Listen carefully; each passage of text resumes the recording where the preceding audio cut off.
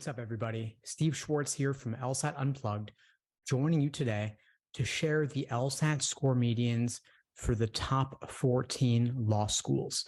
Before I get into it, I wanted to let you all know that I have a free, easy LSAT cheat sheet to help you kickstart your LSAT studying.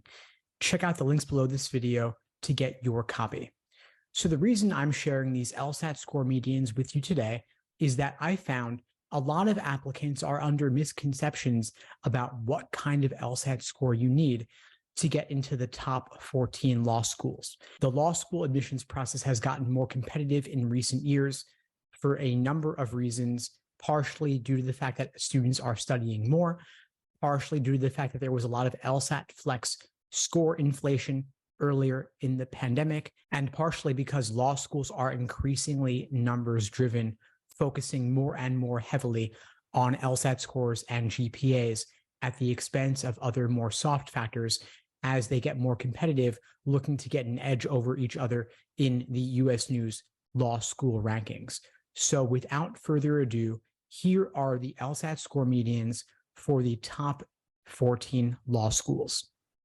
At the top, we have Yale with a 175 LSAT score median, Harvard at 174, Chicago and Columbia and Stanford all at 173, Cornell, NYU, Penn, and WashU at 172, and finally UCLA, Georgetown, Michigan, Northwestern, and Virginia all at 171. It is worth noting that almost all of these law schools increase their LSAT score medians by at least a point or two relative to last year. In other words, the process is getting more and more competitive. A lot of these schools also have undergraduate GPA medians around 3.8 or even 3.9, with those undergraduate GPA medians increasing as well, in part due to grade inflation. And once again, the process is getting more and more competitive over time. What this means is that if you are still in undergrad, focus on getting the highest GPA possible. I might get some flack for saying this, but if you are solely focused on getting into the best law school possible, you may want to consider undergraduate classes that are more likely to give you a relatively higher GPA. So maybe you want to stay away from the more cutthroat competitive classes that grade on a curve and instead go for the classes that give you a little bit of a GPA boost, where the professors maybe don't even believe in grades, as I had the experience in undergrad at one point, where you are virtually guaranteed to get somewhere in the A range just by turning in your assignments on time, showing up to office hours, and developing a good relationship with the professor. If you are out of undergrad, then of course the LSAT is the number one thing you can impact in your admissions process right now to maximize your chances. I recommend, of course, aiming for the highest LSAT score possible. I don't believe in aiming for 160 or 165 or even 170. I recommend always aiming for 180.